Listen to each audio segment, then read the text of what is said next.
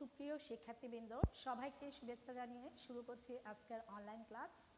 আমি সুমি চৌধুরী, প্রভাস রসায়ন, দেওয়ানপুর এসকেশন school and college, Raozan, Chittagong. আজকে আমাদের পাঠ্য বিষয় কোয়ালিটেটিভ কেমিস্ট্রি। এটা কেমিস্ট্রি ফার্স্ট পেপারের দ্বিতীয় অধ্যায়, অর্থাৎ গুণগত রসায়ন। তো এখানে আমরা কিছু বেসিক টার্মস নিয়ে আলোচনা করব আজকে, যেমন আইসোটোপ, আইসোবার, আইসোটোন, আইসোমার এবং নিউক্লিয়ার রিঅ্যাকশন সম্পর্কে আজকে আলোচনা করব।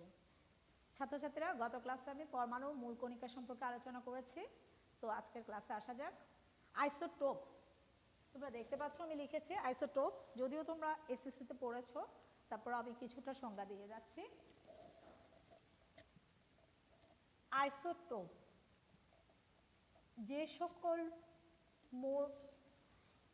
যেসব মৌলের পরমাণু, তোমাদের সুবিধার্থে আমি বলছি, যেহেতু আছে, যেসব মৌলের পরমাণুর প্রোটন সংখ্যা সেম কিন্তু ভর সংখ্যা ভিন্ন, তাদেরকেই আমি আইসোটোপ বলি। তো উদাহরণ লিখলে তোমরা বুঝতে পারবে। দেখো, অক্সিজেন,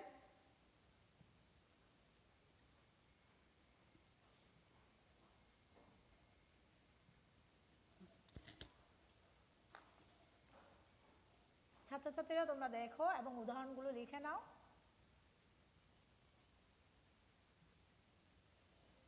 আইসোটোপ তার মানে আমি তোমাদেরকে মনে রাখার জন্য বিষয়টা বলছি। পি, প্রোটন, প্রোটন সংখ্যাটা হচ্ছে সেম থাকবে এবং ভর সংখ্যাটা ভিন্ন থাকবে।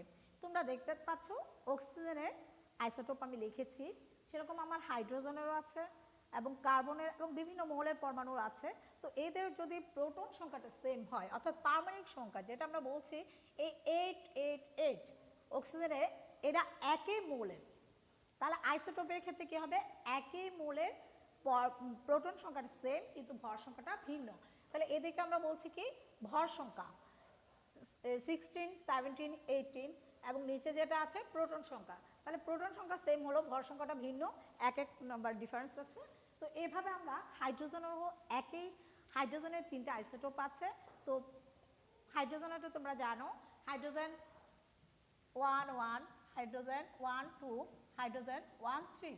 তাহলে তোমরা এটা জানো, প্রোটিয়াম, ডিউটেরিয়াম, ট্রিটিয়াম, এইভাবে হাইড্রোজেনের আছে এবং তোমাদের কার্বনেরও আছে।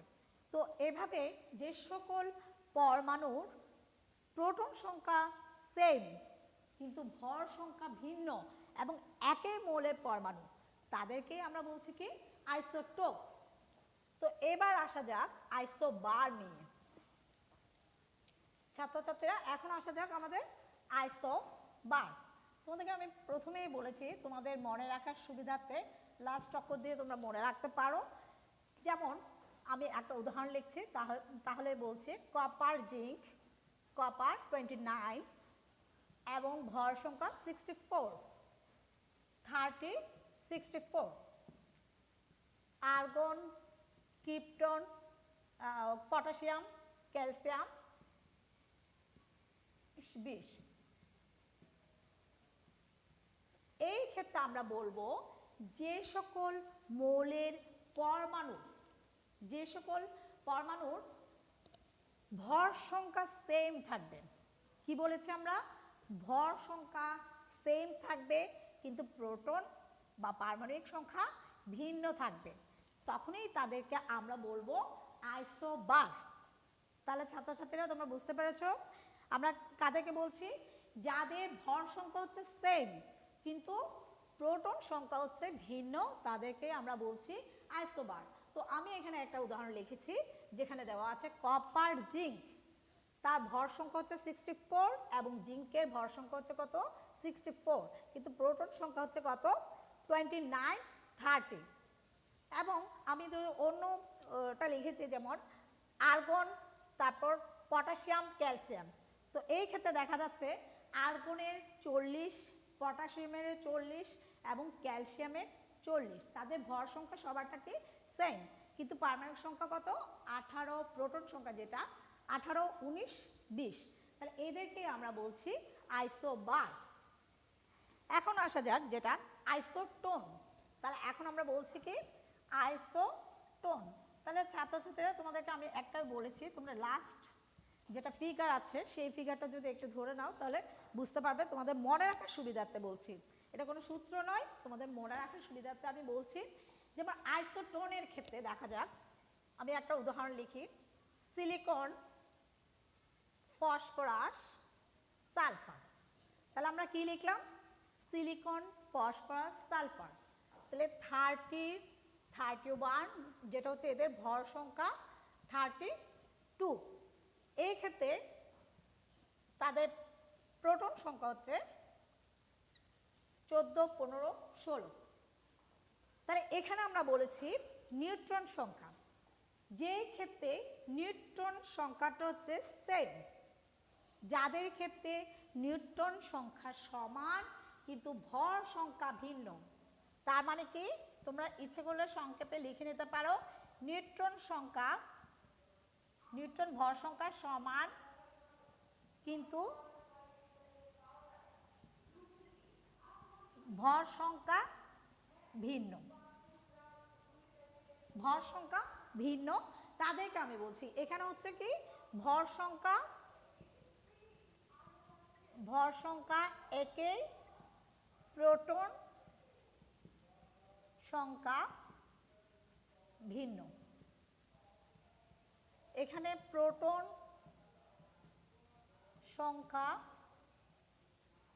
সংখ্যা একই কিন্তু ভর সংখ্যা ভিন্ন। ছাত্রছাত্রীরা তোমরা এগুলো সংক্ষেপে, যেগুলো অবজেক্টিভ কোয়েশ্চেন আসে তো তোমরা এটা সংক্ষেপে লিখে রাখতে পারো। এখানে আমি বলছি নিউট্রন সংখ্যা সেম। এখন তোমাদের প্রশ্ন আসতে পারে নিউট্রন সংখ্যা কোথায়? তো এখানে আমরা বলছি এটা কি প্রোটন সংখ্যা, এটা হচ্ছে ভর সংখ্যা। তাহলে আমরা ভর সংখ্যা থেকে প্রোটন সংখ্যা বাদ দিলে যেটা পাচ্ছি সেটা হচ্ছে নিউট্রন সংখ্যা, কারণ নিউট্রন আর প্রোটনের সমষ্টি হচ্ছে ভর সংখ্যা। তাহলে এই 30 থেকে 40 গেলে তোমার কত? 16। এভাবে আমরা প্রত্যেকটা ক্ষেত্রে 31 থেকে 15 গেলে 16। তো এই ক্ষেত্রে আইসোটোনের ক্ষেত্রে এখানে আমার প্রত্যেকটা জায়গায় আসছে আমার কত? 16। সেই জন্য আমরা বলছি যে সকল পরমাণুর নিউট্রন সংখ্যা একই কিন্তু ভর সংখ্যা ভিন্ন তাদেরকেই আমরা বলছি আইসোটোন। তাদেরকে আমরা কি বলছি?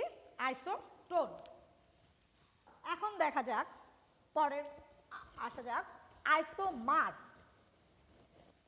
পরেরটা আমরা বলছি কি আইসোমার। তো এখানে আমার প্রোটন সংখ্যা, ভর সংখ্যা দুটি সেম কিন্তু তাদের তেজস্ক্রিয় ধর্ম ভিন্ন। সেই ক্ষেত্রে আমরা এটাকে বলছি কি আইসোমার। তাহলে আমরা এটাকে কি বলছি? আইসোমার। ছাত্রছাত্রীরা খেয়াল করো, আইসোমার। আমি এখানে বলেছি, একটা উদাহরণ হিসেবে লিখছি, ব্রোমিন 3580, ব্রোমিন 3580। তো এখানে যেটা তেজস্ক্রিয়তা ভিন্ন হবে সেই ক্ষেত্রে আমার অর্ধায়ু 4.4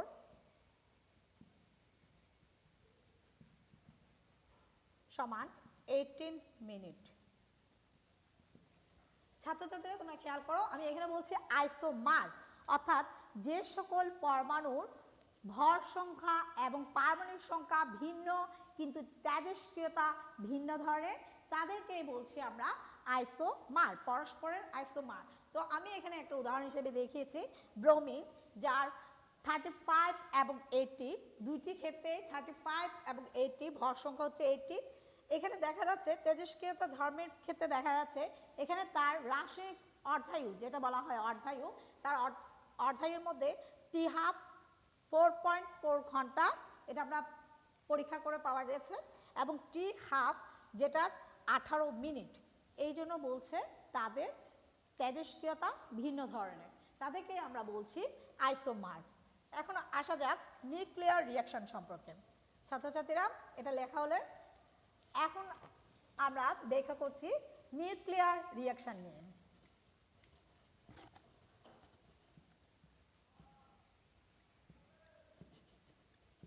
নিউক্লিয় বিক্রিয়া।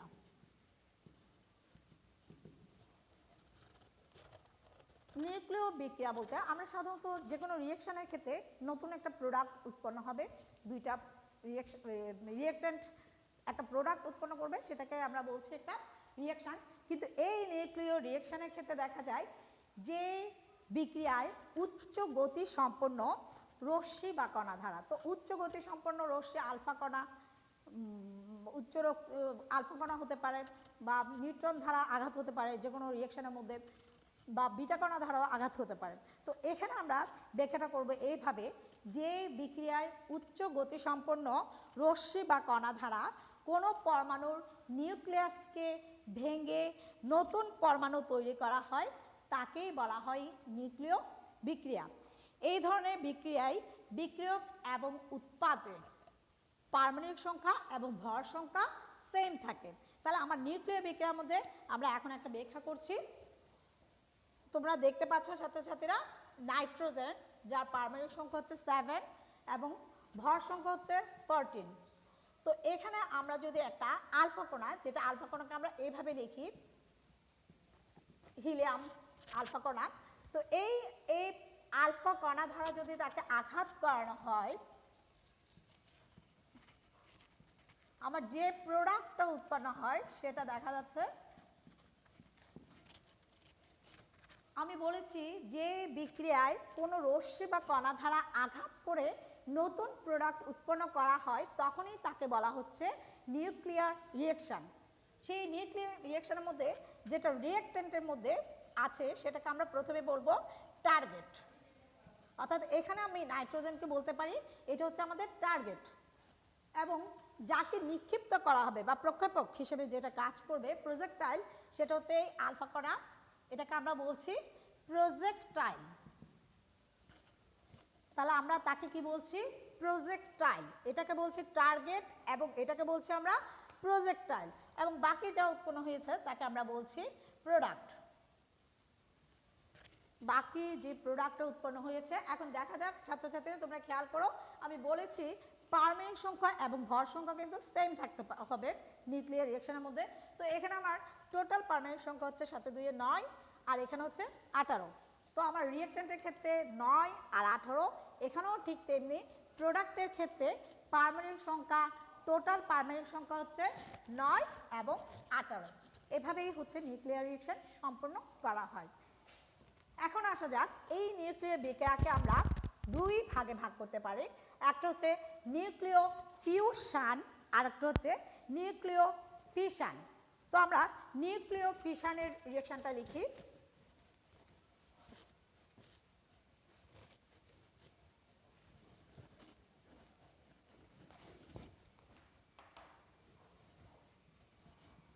ছাত্রছাত্রীরা আমার সাথে সাথে তোমরা রিঅ্যাকশনগুলো লিখে নাও।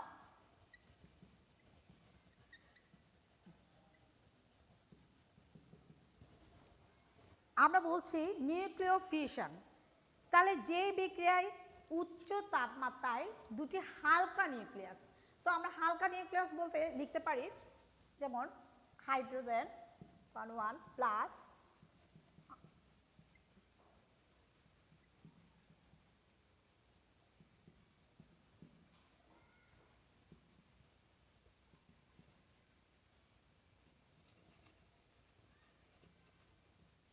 ছাত্রছাত্রীরা খেয়াল করো, আমি লিখেছি নিউক্লিয় ফিউশন, যে বিক্রিয়ার উচ্চ তাপমাত্রায় দুটি হালকা নিউক্লিয়াস একীভূত হয়ে অপেক্ষাকৃত একটা ভারী নিউক্লিয়াস তৈরির প্রক্রিয়াকে বলা হয় নিউক্লিয় ফিউশন।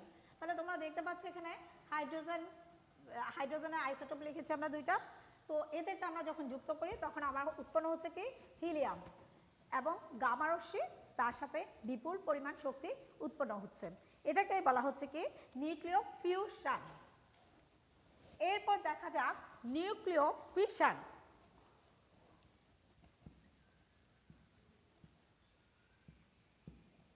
নিউক্লিয় ফিশন একটা একীভূত হয়ে বড় ধরনের নিউক্লিয়াস উৎপন্ন করবে, আর একটা ভেঙে গিয়ে ছোট ছোট ক্ষুদ্র নিউক্লিয়াস উৎপন্ন করবে। যে বিক্রিয়ায় উচ্চ গতি সম্পন্ন কোনো নিউট্রন কণা ধারা উচ্চ পারমাণবিক ভর বিশিষ্ট নিউক্লিয়াস ভেঙে, তাহলে আমরা উচ্চ পারমাণবিক ভর বিশিষ্ট নিউক্লিয়াস যদি ধরতে পারি তাহলে ইউরেনিয়াম, যার পারমাণবিক সংখ্যা হচ্ছে 92 এবং ভর সংখ্যা হচ্ছে 235। তো এই ইউরেনিয়ামকে কোনো নিউট্রন কণা দ্বারা, যার কোনো চার্জ নেই, তাহলে সেই নিউট্রন কণা দ্বারা আঘাত করলে আমার যে প্রোডাক্টটা উৎপন্ন হচ্ছে সেটা ক্ষুদ্রতর অংশে বিভক্ত হয়ে যাওয়াকেই বলছি নিউক্লিয় ফিশন। তাহলে প্রোডাক্টটা দেখো তোমরা কি কি উৎপন্ন হচ্ছে।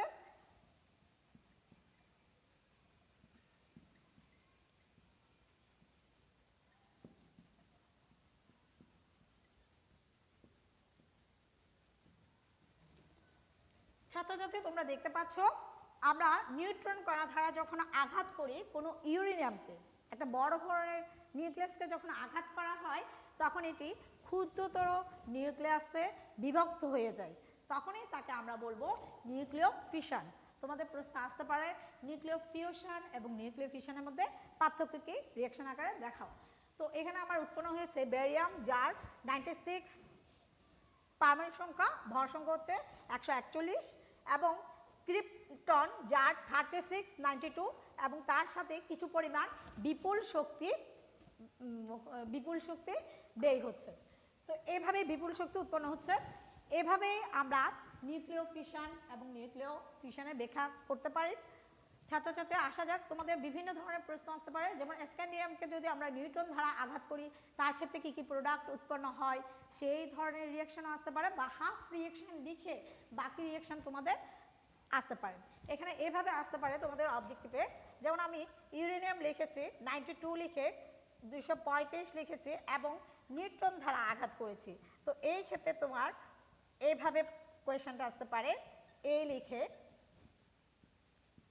তারপর তোমার প্রশ্ন আসতে পারে এভাবে যে আমি এই প্রোডাক্টটা লিখেছি, সে এই প্রোডাক্টের ক্ষেত্রে তোমার নামটা কি হবে। এভাবে বিভিন্ন ধরনের বড় নিউক্লিয়াসকে ভেঙে যে ক্ষুদ্রতর নিউক্লিয়াস উৎপন্ন হচ্ছে, সেই নিউক্লিয়াসের ক্ষেত্রে বিভিন্ন ধরনের এ বা বি ধারা ডিনোট করে তোমাদেরকে এখানে দেওয়া হতে পারে, প্রশ্ন দেওয়া হতে পারে। তো আসা যাক, আমাদের নিউক্লিয়ার রিঅ্যাকশন সম্পর্কে শেষ। এখন আমরা আলোচনা যেটা করব সেটা হচ্ছে তড়িৎ চৌম্বকীয় বিকিরণ।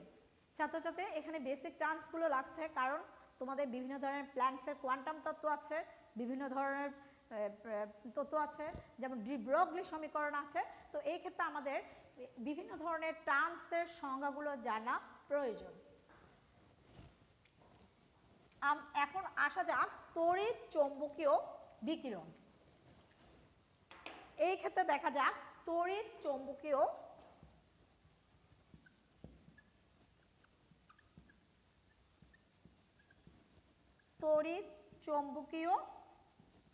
বিকিরণ। তড়িৎ চৌম্বকীয় বিকিরণ বলতে আমরা কি বুঝি, যেটা আমরা রেডিয়েশন সম্পর্কে পড়েছি আগে। তড়িৎ ক্ষেত্রে অর্থাৎ আমার এখানে যেটা কাজ করবে সেটা হচ্ছে চৌম্বক ক্ষেত্র অর্থাৎ ম্যাগনেটিক ফিল্ড। এখানে আমার দুইটা ফিল্ডে কিন্তু কাজ করবে, যেটা হচ্ছে একটা ম্যাগনেটিক ফিল্ড আর একটা হচ্ছে ইলেকট্রিক ফিল্ড। ম্যাগনেটিক ফিল্ড এবং ইলেকট্রিক ফিল্ড দুইটাই কিন্তু কাজ করবে। তো এখানে আমরা বলছি চৌম্বক ক্ষেত্র এবং এই তড়িৎ ক্ষেত্র পারস্পরিক মিথস্ক্রিয়ার ফলে যে শক্তিটা বিকিরিত হয় তাকেই আমরা বলছি তড়িৎ চৌম্বকীয় বিকিরণ। চৌম্বক ক্ষেত্রের আর তরঙ্গের উপর দিয়ে বৈদ্যুতিক ক্ষেত্রের লম্ব তরঙ্গ সম্মুখ দিয়ে প্রবাহিত হয় এবং এই দুই ক্ষেত্রের অন্তর্নিহিত শক্তির বিকিরণ হিসেবে নির্গিত হয়। তাহলে এখানে কিছু টার্মস যেগুলো আছে আমার লাগবে, সেটা হচ্ছে যেমন তরঙ্গ দৈর্ঘ্য। তোমরা যদিও আগে পড়েছ তরঙ্গ দৈর্ঘ্য, এটাকে আমরা ইংলিশে কি বলি, ওয়েভ লেন্থ। ওয়েভ লেন্থ কোন তরঙ্গের পরপর দুটি শীর্ষবিন্দুর দূরত্বকেই হচ্ছে তরঙ্গ দৈর্ঘ্য বলে। তো এই ক্ষেত্রে আমরা তরঙ্গগুলো আঁকতে পারি। একটা হচ্ছে দীর্ঘ তরঙ্গের জন্য, এই ক্ষেত্রে আমরা তরঙ্গটা আঁকতে পারি, যেমন দেখো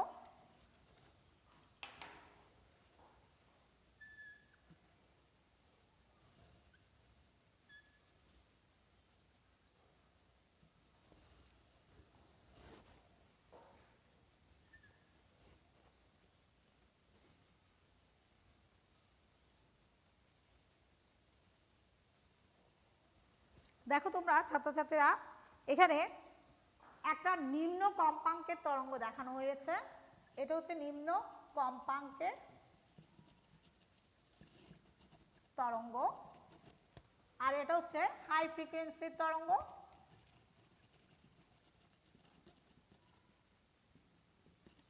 হাই ফ্রিকোয়েন্সির তরঙ্গ। তো এখানে আমরা বলেছি তরঙ্গ দৈর্ঘ্যের ব্যাখ্যায় এসেছি। এখানে আমরা বলছি যে দুটি, এটাকে আমরা বলছি তরঙ্গ শীর্ষ, তরঙ্গ শীর্ষ, আর নিচে যেটা আছে সেটাকে আমরা কি বলছি, তরঙ্গ পাত অর্থাৎ নিচে। এখন এই দুটি তরঙ্গ